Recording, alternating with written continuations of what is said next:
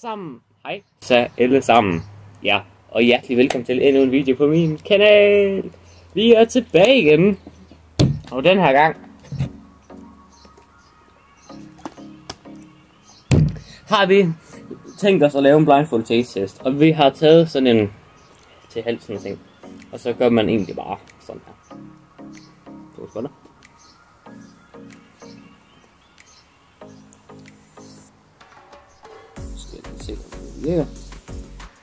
Sådan. Bare lige for test. Vi tester lige nu. Hvor mange fingre har jeg her? Her. Kan ikke. 2. Godt. Han kan ikke se noget. Tag lige den af igen. Ja.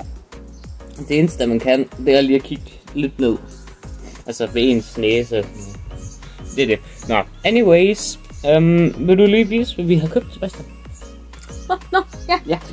Vi har en cola-runde. Og vi har også sukkerfri herovre. Og så har vi chips-runde. Og så har vi dem uden chili. Ja. Og så har vi nødrunden. Så jeg har... Nødrunden. Det var sjovt. Nødekspressen. Ja. Vi skal ikke lave nødjokes. Nå. Vi har knækket nøden. Vi har knækket nød i dag. Yes, anyways. Jeg tænker bare, at vi kører med, hvor det er, at man introducerer som sagt plads, fordi ellers kan det ikke være video. Flue. Tak. Anyways, Sebastian, vil du starte med at hælde op og sådan noget? Ja, så tager du lidt blindfold på, for du må ikke se, hvad jeg tager jo. Åbenbart ikke. Hvorfor er det bare lidt din der, når det er? Ja, det var han. Yes. Jeg kan godt se, at jeg er ikke blind, vel? Det er følt godt, men det var sjovt at sige. Wow. Og det er egentlig bare at gætte, om man kan se, om det... Du bestemmer selv, om hvad du tager først. Ja, det var han. Så rejser jeg mig lige op, fordi så kan du sidde i centrum. Så sætter I, så inden du lige bliver blindfoldet, så... Nu kan jeg fandme ikke se noget lige meget hvad. Midten. Er det fint? Glas er her. Hvor? Der. Ja, tak. Godt. Og vi starter med denne her. Nej.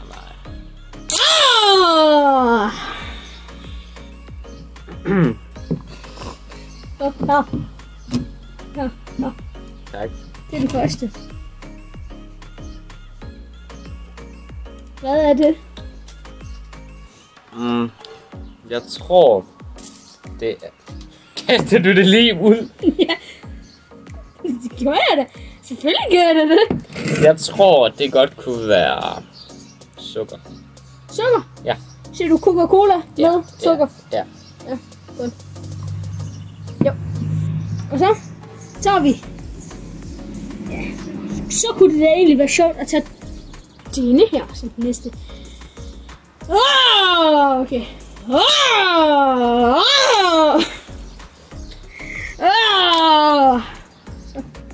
Altså, det er vel ikke lige meget, om det er en dåse eller glas. Det er egentlig bare at finde ud af, hvad for en, der er hvad. Jamen, det er fordi, hvis du ved, at jeg åbner en dåse eller en flaske, så kan du klare du 50-50. Tak. Ja. Så har du jo 50-50. Så det her, det er det næste, du får. Ja. Det står så på bordet, men her. Prøv, jeg kan ikke se en skid. Nej, det ved jeg godt. Ja, hej. Hej. Du ved, jeg står herovre. Så. Hvad er det her? Ja, det er light. Ja. Hvilken en af dem? Den billige eller den dyre light? Jeg tror sgu, det er den billige. Nej, det er den der... Cola Zero? Ja. Men det er ikke den der dyre Cola Zero. Den der... Altså Coop Cola Zero? Ja. Okay. Altså den med det sorte forlåg. Ja. Så. Okay. Hvilken farve sagde du var den her? Sort, tror jeg. Sort. Okay. Det har du så slet ikke. Så fint, altså. Fedt, godt kende. Okay. Og det her. Det bliver den næste. Jeg fik ikke ordentligt fedt. Hold da kæft. Ja, det er Rasmus Brohave. Ja, det er nemlig Rasmus Brohave. Okay, du får den næste her. Nå ja. Og forresten, det var denne her. Værsgo. Tak. Ja, det var så lidt. Hvilken en er det? Hold kæft, det skulle da ingen der nu. Se nu, at de sidder lige der. Det smager det. Jeg kan bare høre det, når du kaster det på et eller andet. Jeg kaster det på din brænder. Med en træer. Ja, de træer, de buske. Nå, kom så. Hvilken er det? Jeg tror, det er en Cola Zero. Cola Zero? Mm. Okay. Og du får simpelthen denne her som den sidste. Det er den sidste. Du har faktisk kun én ting, du kan gætte på. Så må vi håbe, den smager det. Og ja, der er forresten den her. Ja, og hvad kan jeg gætte på den her gang? Du har faktisk kun Coop Cola med sukker. Du har den med sukker for Coop Cola. Det er det, du har. Jeg har lavet et eller andet forkert. Fordi ja, jeg ved, jeg kan smage det her, det er light. Ja, Coca-Cola Zero? Ja. Mm. Jamen, så siger jeg jo selvfølgelig, det er Coops Cola med sukker. Ja, godt, du må åbne øjnene. Du har byttet om på de to. Den der sagde du, det var den. Det sagde du, at var. Den der gætter du rigtigt. Den der gætter du rigtigt, og så har du byttet om på de her to. Byttet om på de to der. Jeg bytter om på de to. Ja, så du fik 2 ud af 4 rigtigt. Det er sgu da det fint nok. Ja, min tur. Ja. Ja, min tur. Og så vender det lige. Nej, ved du. Det er bare glat med rundt. Nu bliver det bare lidt nemmere for mig. Nu er den åben. Ja, så nu er den åben. Nu skal du ikke sige skal du ikke skrige mig. Så skal jeg ikke sige My little pony, my little pony.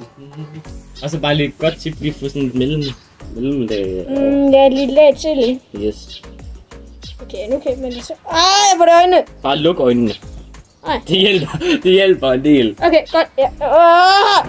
Er det okay? Ja, jeg har det fint. Godt. Okay. Hvilken er den første, jeg får?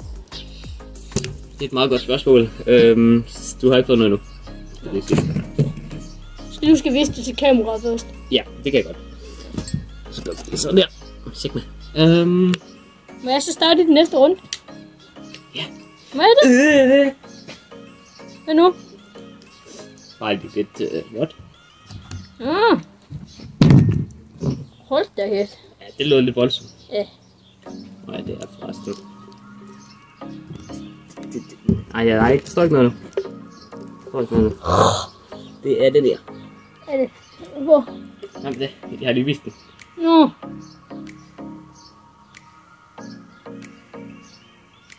Det er i hvert fald noget med brus. Det kan jeg høre. Så lige få det. Ja. Der. Ja. Hvad tror du det er? Det er... Det er Harbo. Nej, det er den der Coop uden sukker. Coop uden sukker. Nej, vent. Nej, vent. Det er den med sukker. Det er Coop med sukker. Coop med sukker? Ja, det er Coop med sukker. Okay. Gætter jeg på. Jeg ved ikke, om det er rigtigt. Cola Matata. Hvad har du ret det derovre? Det lyder så forkert.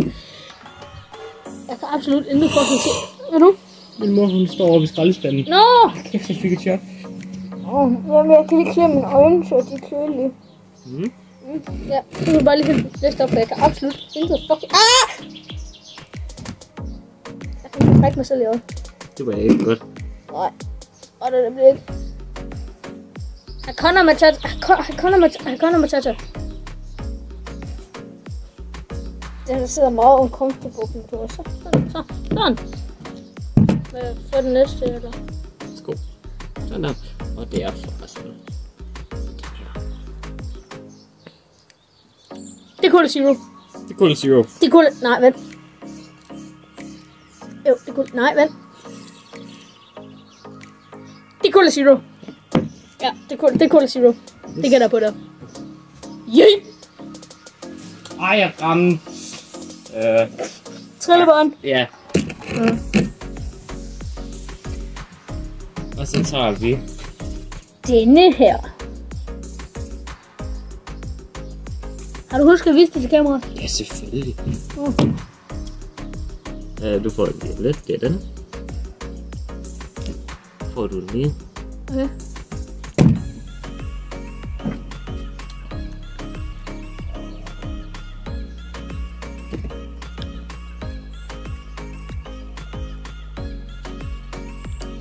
Nu har jeg lavet en fejl.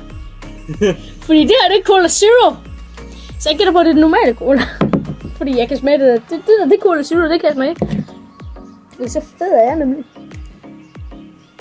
Hvordan fanden fik jeg en med sukker til uden sukker? Hvordan fuck? Jeg svær, hvis det står, at jeg kun har fået en rigtig i går. Og så næste, det er den her.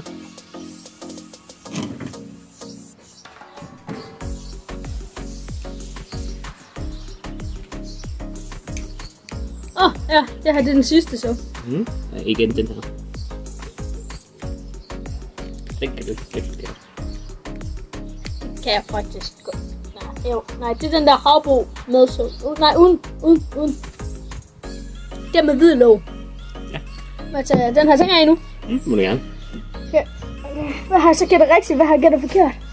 Altså, jeg har stillet den sådan, at den ene side, den er forkert, den anden side er rigtig. Så gætter alt rigtigt. Nej. Gætter alt forkert? Ja. Jeg vidste! Kæft! Så er jeg ikke fed, så er jeg ikke. Altså, det er lige det. Alt er bare absolut lige forkert. Hvordan kan jeg bytte om på, har jeg byttet om på dem? Hvad for en har jeg gættet til hvad? Altså, den første... Det var den uden sukker, var det ikke det? Jo. Den der hav, ja. Og det... Undskyld. Det jeg gør var, i stedet for at så sige, så tager jeg... hvad for en er egentlig mit?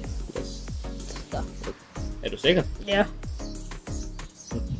Det jeg egentlig gør var først, jeg gav dig en uden sukker, så derefter gav jeg dig en med sukker. Så du starter med at give mig den der, og så den der? Ja. Og så den uden sukker, og så den med sukker? Ja. Well. Nu har vi noget at drikke i hvert fald. Så, Ja. mit det er, og vi skal nok drikke det bagefter.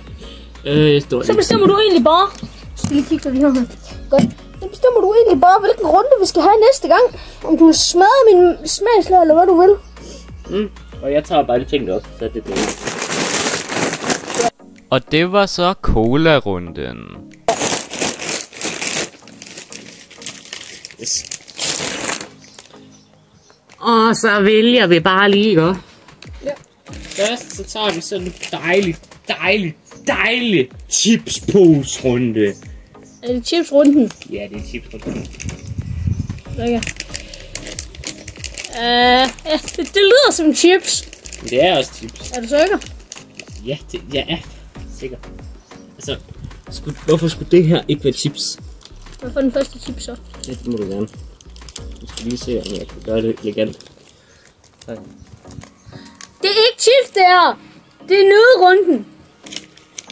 Det er fordi, man godt kan lide at være nød. Ja. Det er sgu da ikke nogen her.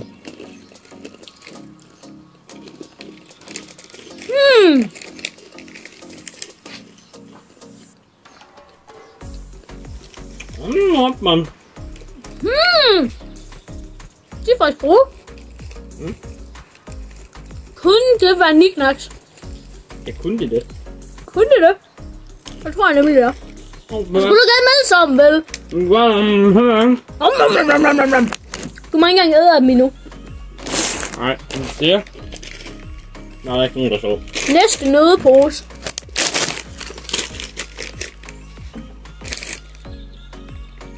Hvad kan den gøre med det her? Eller dem bare ude, tænker jeg. Stille og roligt. Altså, fik du det op, eller? Ja. Yeah. Shit, der går mange. Shit. Ja. Det var fejlen. Ja. Det tror jeg godt, det er 50-50. Der var der lige det. Ja, køkken der kims med kød. Det er det kims med gilde. You may now trække your blindfold. Jeg vidste det. Ej, kæft. Du kan smage med sammen. Nå ja, så er det min tur. Hvad skete der, hvor jeg startede med den, der bare var ingen smag i? Kæft, det skulle da egentlig dumt, at jeg spiste nogen så for os. Ja, det bliver ikke fuldt på.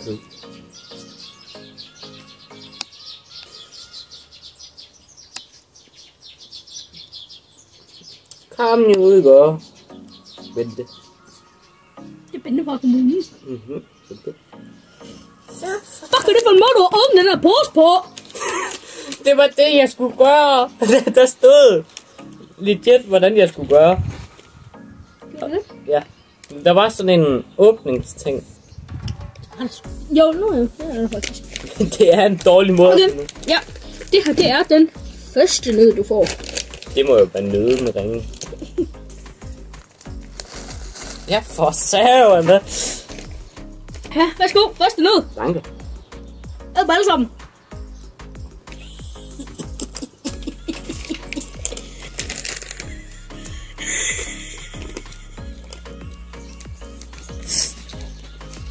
Ja.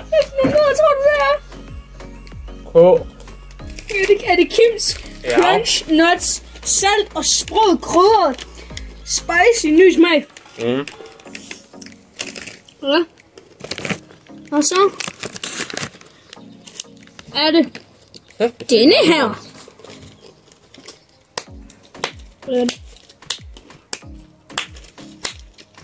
Her. Du får den næsten ud. Allerede på. Jeg har ikke engang tykket munden endnu.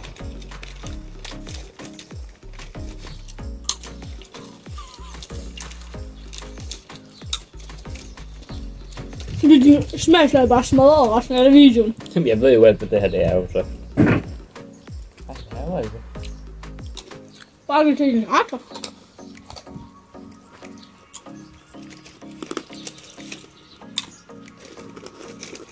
Jeg troede Niknak var stærke. Hvad? Jeg troede Niknak var stærke, men det er det ikke. Det tror jeg også. Men det er Mikmak. Mikmak. Det er Mikmak. Er det Niknak original, eller er det Niknak Double? The Double Crunch Peanuts. Dobbelt knæs, altså. Ja, du må åbne dine øjne. Ja. Ja. Ja, for helvede, mam. Må jeg gerne få den her cola ham? Den her. Må jeg gerne få den?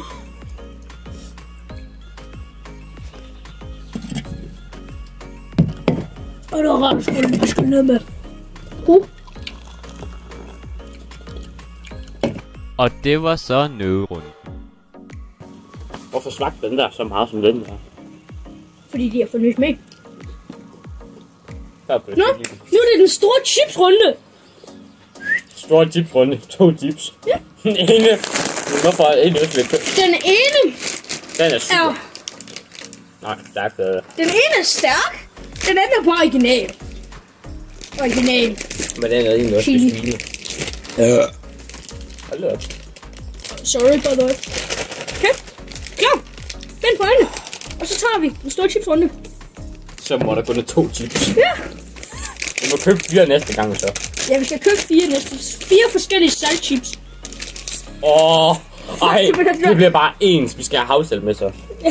Ja, havsalt, normal salt, endnu en normal salt, og så en havsalt mere. Nej, og så bare sådan eddike og salt. Ja, Høj. eddike og salt og peber. Havsalt, original. Ginger. Okay. Så skal vi have gingerbread med næste gang. Okay. Ja. Det her, det er forresten den første, han får. Den gæt, det er noget med ost. Nej, det var den forkerte pose. Det var den her, han får som den første. Og så er det jo nok noget med ost. Wow, det er godt gættet. Det er en ostepose. Shit. Ved du hvad? Hvis det er Hvorfor ost. dufter de kan godt? Ja. Prøv lige 2 små rejer. Ja. Skal vi lige smage på dem her? Dem så er nemt at gå igen. Men jeg fik kun en, og jeg ved allerede godt, hvad det er. Det er så sjovt nok, jeg har lige åbnet den. Kan du gætte, hvad det er for en? Nu skal jeg lige gennem min chipsrejse her, fordi det er min yndlingschips. Ostepops. Hvad? Ostepops er en af mine yndlingschips. Er det den med chili eller uden chili? Uden chili. Uden chili. Det er det, jeg tror. Det er den, du får? Ja. Yes. Kæft, den er svær at åbne der. Men er det ikke bare lavet ligesom den der mikrobølgeovn? Mikrobølgeovn. Fanden er det, så siger. Shit. Og det er det forresten. Nummer 2 chips. God. Der er kun én ting, du kan gætte på. Så hvis den er den smager af ostepop, så har du gjort noget forkert.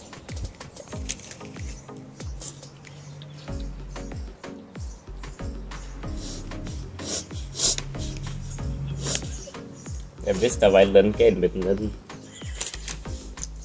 Det er ostepops med chili. Du må kigge. Ej, du fik sjovt nok begge to forkert. Du troede lidt, det er den med chili. Jeg vidste, der var et eller andet, der føltes så underligt ved den. Den føltes underlig. Men jeg tænkte ikke så meget over Min det. tur. Så. Brændende tog. Brændende tog. Brændende tog. Jeg tror, det var et tog lige med lidt.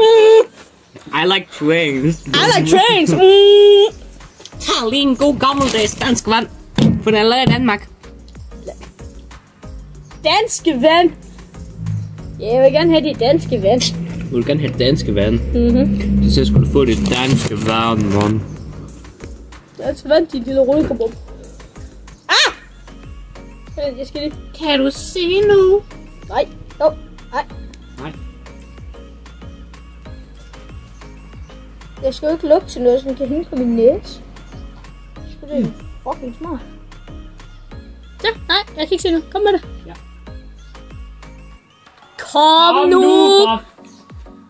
Kom nu for helvede, jeg har ikke hele dagen. Har faktisk. Kæft, der ligger mange nødder på jorden! Så starter vi lige lidt med den her. Du ved godt, det ikke er drikkevarer, ikke? Jo. Det her, det er heller ikke drikkevarer. Er det ikke? Nej. Se, det er ikke drikkevarer. Er det her den første chips? Ja. Jeg skal smage på. Er du sikker på, at jeg skal smage på den her? Ja. Okay. Har vi en kamera? Ja, selvfølgelig. Selvfølgelig. Må jeg få endnu en chips? Du fik også 2 chips. Hvad? Du fik også 2 chips. Må jeg få endnu en? Ej, jeg fik den.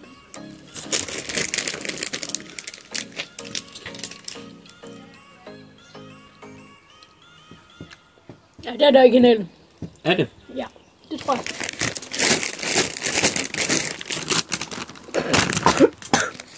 Nummer 2. Frem med hånden. Begge hænder.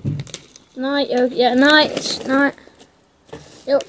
Ja, okay, det er fint. Jeg står ikke, hvor mange du fik der. Så vi, om han kan drikke det. Nærmere om han godt kan lide chips. Jeg vil gerne på med chili. Du skal på det med chili. Ja. Take your blind for love. Ja, jeg vidste det. Kan easy smage forskel. Det er så nemt at smage forskel. Hvad? Synes du det? Nu synes du ikke, der er nogen smag forskel. Den har chili smag. Kan du ikke smage det? I eftersmagen. Det er ikke engang dårligt. Nej, den smager faktisk mega godt.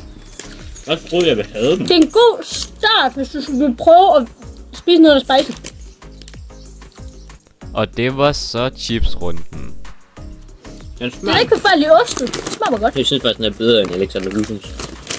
Ja, fordi Alexander Husums er stærkere. Der er ret mange, der ikke kan lide spice. Det er godt, men Den er faktisk god. det er den ikke.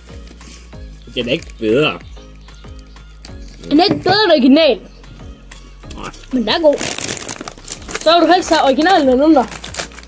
I dag, den her. Det er ellers det originale, tror jeg. Ja. Men de er også en nyhed, står der. Ja. Jeg har...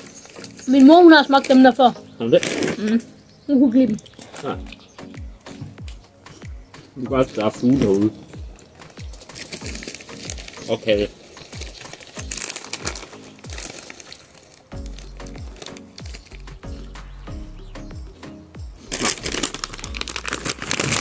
Som sagt. Tak fordi I så med. Og så